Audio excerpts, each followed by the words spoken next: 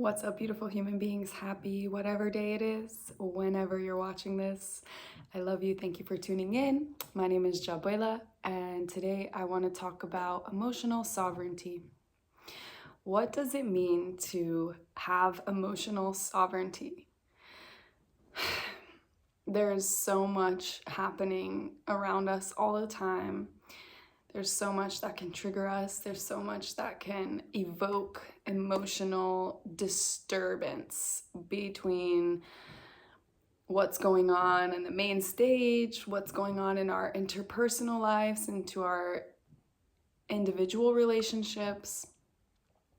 So back to answer the question, what does it mean to have emotional sovereignty? Emotional sovereignty means that you're unfuckwithable. Basically, no matter your external circumstances, no matter what anyone says, does, or does not do, you are at a state of ease. You're cool with it.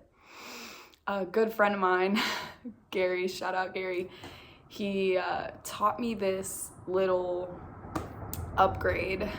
God's always testing us, right? The universe is always testing us. And this is just an experiment to evolve our souls. This life, this reality, we arguably chose to come here. We potentially pre-planned a lot of our lessons. And so when we incorporate that belief into our day-to-day, and we understand that we are so much more than this meat computer and this timeline and this reality right now, then we get to play this game with a little less seriousness, you know? And that's what it is. It's a game. We're just playing. And when you are able to, so the upgrade is what a pleasure. In moments of stress or dis-ease, when challenges arise, we have two options, right? We let it trigger us and we get angry and we react, or we learn and we take it as an opportunity to grow and evolve and to be a more healed version of ourselves, right? So, for example, somebody cuts you off in traffic. In the past, maybe you would be like, oh, you, like, I don't, blah, blah, blah. You get angry, you get frustrated, and then you're in that emotional energy, right? On the contrary, if you choose to, what a pleasure it, you know, somebody cuts you off in traffic and you're just like, what a pleasure. And then you start thinking into these positive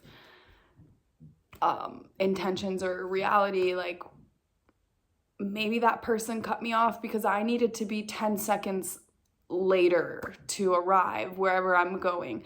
You know, if you understand or if you believe that everything happens for a reason, it's a cliche, I know, but if you really believe that, then it becomes easier to what a pleasure life.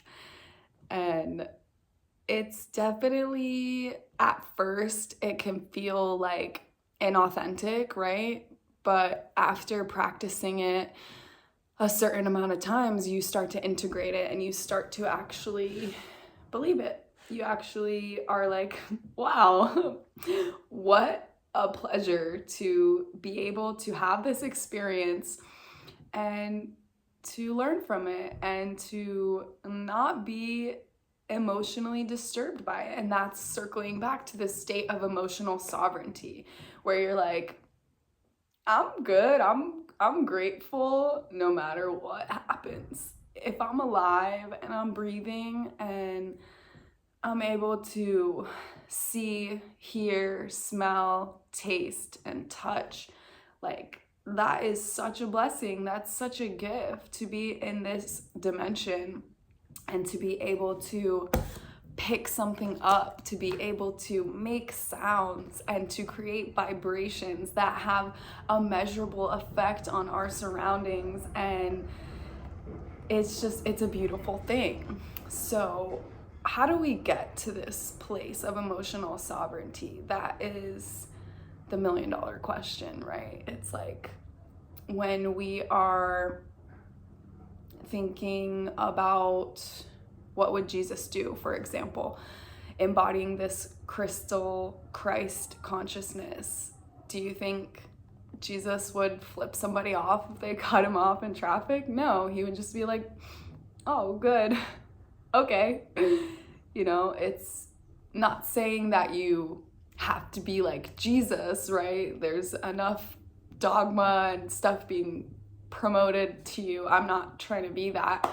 I do love Jesus, and I think that he was an incredible magician that was really trying to teach us that we're all children of God, that we're all capable of this kind of magic and this kind of miracles. But that's a story for another video. Today's topic is emotional sovereignty, and I just want to stress or emphasize, I should say, I want to emphasize the benefits of this emotional sovereignty, because when you're able to kind of zip up your energetic frequency, when you're able to resonate in this place of joy, gratitude, and love, you're able to create more experiences that align with keeping you in that frequency.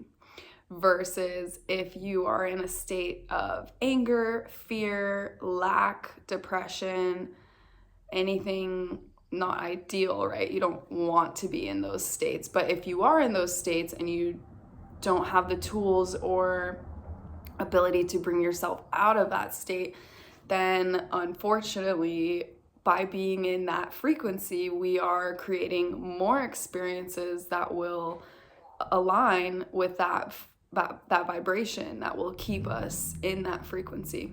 So it's kind of like a catch-22, right?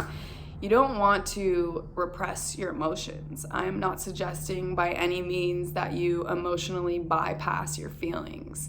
It's so valuable and important and beneficial for us to feel all of our feelings, to experience the full spectrum of human emotions. That's why we're here, right? To experience the human experience. And so, yeah, I'm not suggesting that you just like repress your emotions and don't feel things. What I am suggesting is that when those emotions come up, you consciously become aware of it and you hold space for it. Maybe you ask yourself some deeper questions. Maybe you remind yourself that you don't want to be in that place, and then you refocus your attention on things that you're grateful for, things that are working, things that bring you joy, so that you can shift your frequency.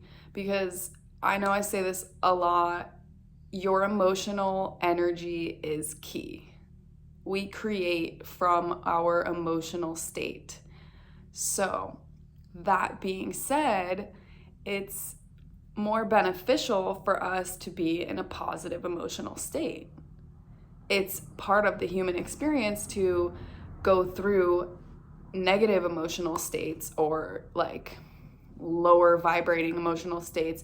I'm doing my best to not like judge the emotional states, but when we look at it in an objective way,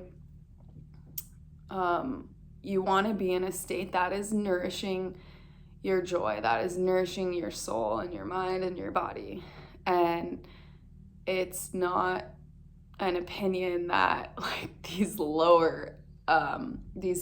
other emotional states like anger, sadness, resentment, jealousy, greed, all of these different emotions, that they hurt the people around you and yourself. So for that reason, it's like not benefiting your life. It's not enriching your experience here in this world. So all of that being said, some tools that I use to maintain my emotional sovereignty is a sense of humor, first and foremost. It's, in my opinion, all a big joke. I think God has an incredible sense of humor, and therefore I want to adopt that same sense of humor and just be able to look at everything that happens as like a joke, just like, of course, ha ha ha, of course.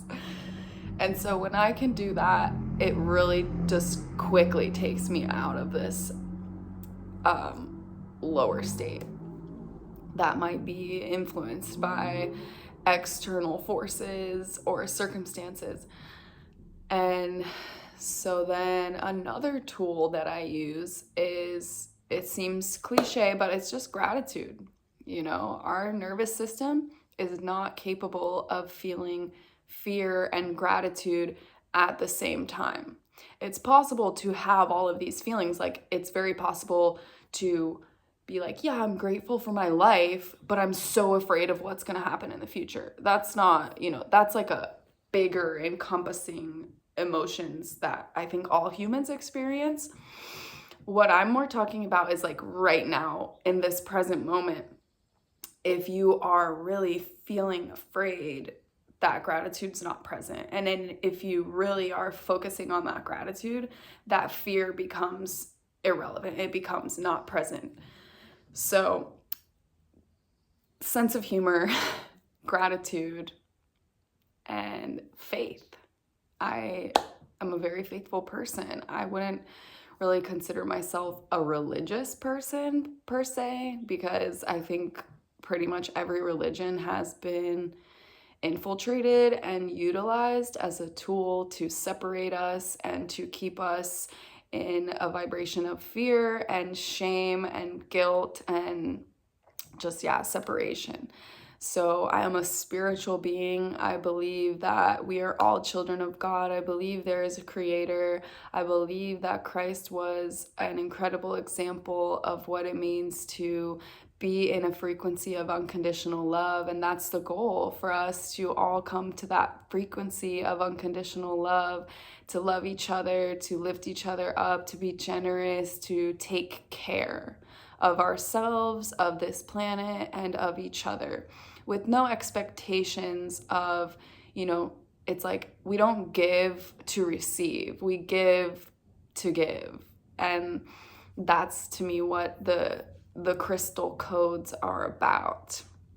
And so I recommend that if you are not a faithful person, maybe explore what that can look like for you without the confines of organized religion.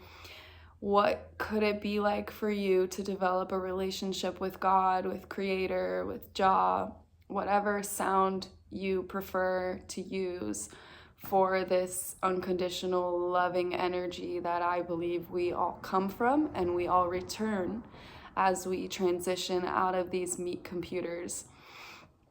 And just see how your life shifts when you start to integrate and practice that emotional sovereignty. I love you guys. Have a blessed day.